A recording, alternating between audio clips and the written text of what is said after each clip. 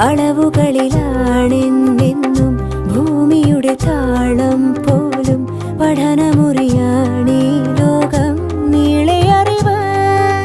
മാനസമേ ഇനി നീ അറിയൂ, തളരാതുയരൂ.